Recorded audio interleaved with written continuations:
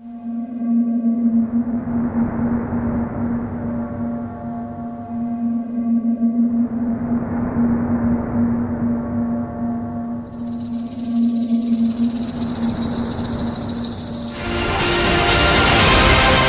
gobierno federal se encuentra atrapado entre el descontento social y las políticas agresivas, políticas económicas de Donald Trump. Esto es Opinión y Libertad, donde estaremos conversando sobre estos dos importantes temas nacionales, el gasolinazo y el efecto de Donald Trump en la política bilateral de los acuerdos entre México y Estados Unidos. Vamos a estarlo conversando aquí con el diputado Jesús Oviedo Herrera, que ya está aquí en nuestro estudio, en este foro de opinión libre. Comenzamos.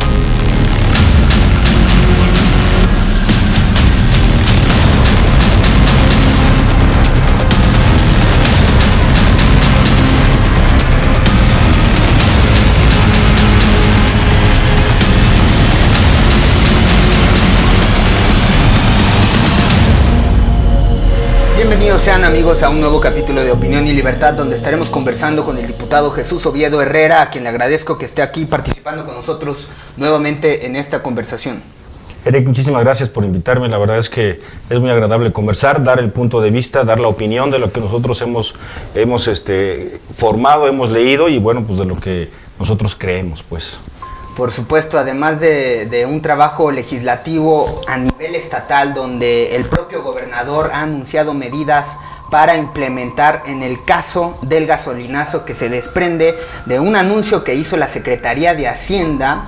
El propio titular de la Secretaría de Hacienda, José Antonio Meade, anunció estos incrementos consistentes a la gasolina después de que un trabajo en la reforma energética donde tú estuviste involucrado, se anunciaron que ya no iban a haber alzas a estas tarifas en electricidad y en combustibles. Sin embargo, la historia es otra y han tenido que tomar este tipo de medidas tan drásticas y de estar gestando pues una contrariedad a sus propias políticas y a su propia misión, donde ha servido también de propaganda política para el Partido Revolucionario Institucional, para el presidente, para legitimar el movimiento reformista, pero eso no se ha podido consolidar porque los cambios son muy drásticos a nivel internacional, porque pues ahora Petróleos Mexicanos se desprende mucho del gobierno, de la intervención del gobierno para establecer precios y mantener precios artificiales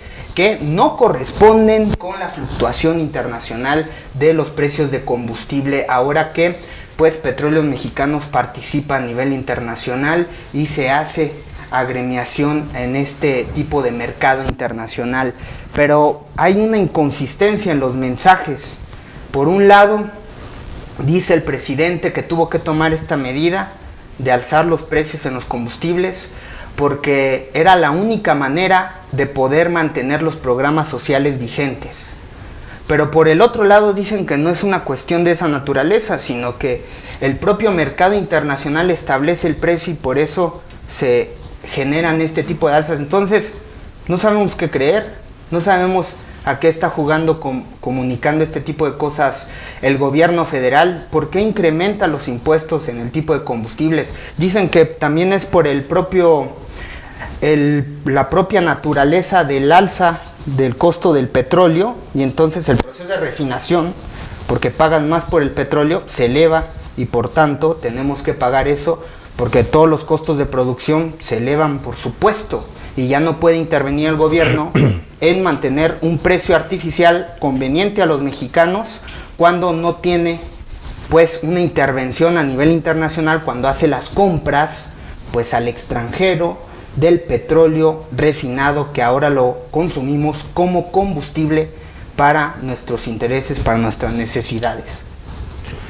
Bueno, mira, yo creo que ciertamente hay una desinformación clara del tema, porque hay gente que está estableciendo que el concepto del incremento de la gasolina, o el llamado gasolinazo, surge de la reforma energética, y es un tema totalmente distinto. La reforma energética en la que yo participé como diputado federal en la 62 legislatura, pues generó cambios constitucionales para que empresas extranjeras vinieran a invertir y hacer más competitivo el mercado de la gasolina, del petróleo, de todo lo derivado del petróleo, de tal forma que pues haya más participantes y se logre, bueno, eso es lo que se planteaba, eso era la mística que se planteaba, que la inversión ocurriera aquí, y que hubiera competencia interna, y que de esa manera, pues hasta el objetivo en el fondo era bajar los costos de gasolina. Ajá.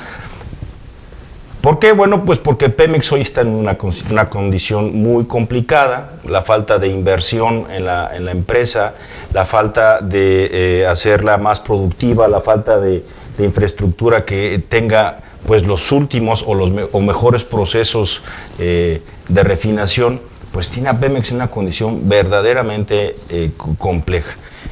No me acuerdo, creo que lo dijimos aquí en alguna de las participaciones que estuvimos contigo como diputados federales, que bueno, como legislativo ya habíamos hecho el trabajo, que era pues un reto importante esta modificación a la propia Constitución y a las leyes secundarias, pero que el reto más grande era la correcta implementación de estos cambios, Ajá.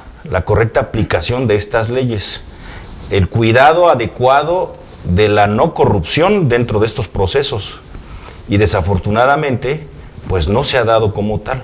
Esto pues, es un proceso que lleva ya tiempo y que desafortunadamente, como te digo, no se ha logrado hacer lo que se tenía que hacer con precisión, con transparencia, para que pudiéramos ver que todo se llevara a cabo. Y eso ha llevado, bueno, a la decisión ahora de incrementar los impuestos en el combustible. Uh-huh. El gasolinazo es a raíz del incremento del IEPS, el Impuesto Especial de Producción y Servicios, sí. Y eso es lo que nos tiene en los precios que está hoy día la gasolina.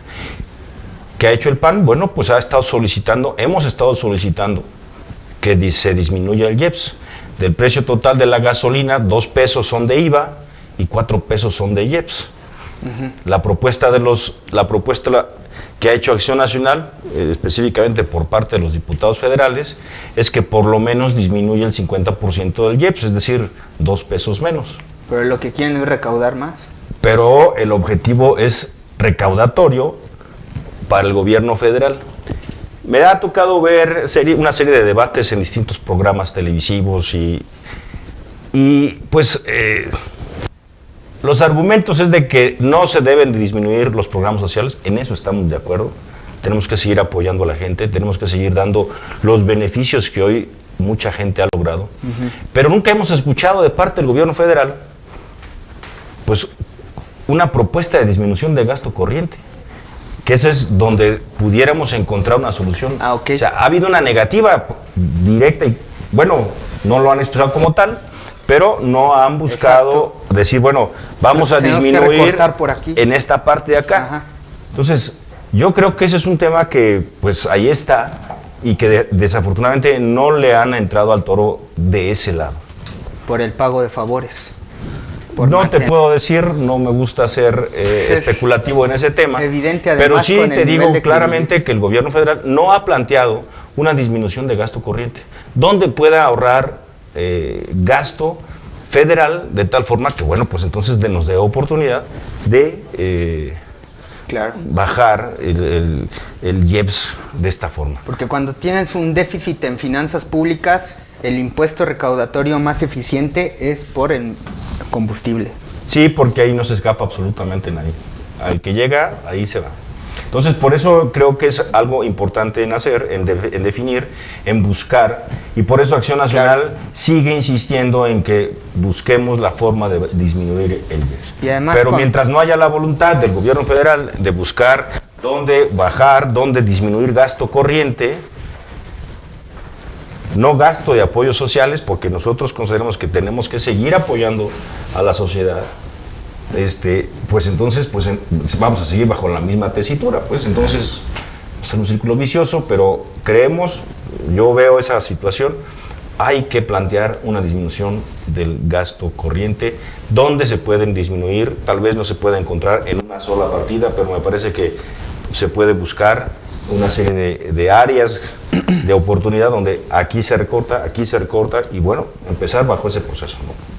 Porque el propio titular de la Secretaría de Hacienda y el presidente echaron culpa de los gobiernos panistas de haber mantenido a propósito un precio artificial por el costo político y que ahora ellos responsablemente pues han tenido que elevarlo. Yo te debo recordar, yo debo recordarte al respecto, ese era un tema que le cargaban al PAN de por qué la gasolina se subía gradualmente en aras de ir pues así, recortando eso, pero el PRI lo puntualizó que no era lo que se debería de hacer. Uh-huh.